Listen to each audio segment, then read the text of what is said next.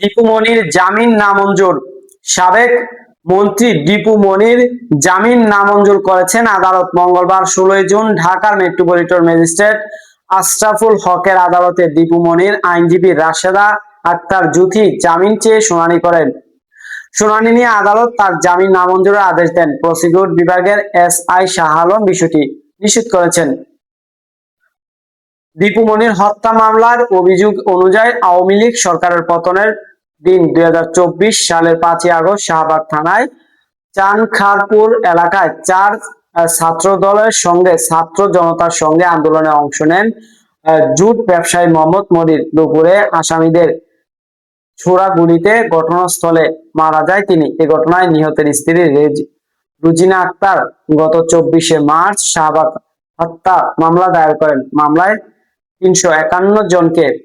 দর্শক সাবস্ক্রাইব করবেন, লাইক করবেন, শেয়ার করবেন, কম করতে বলবেন না।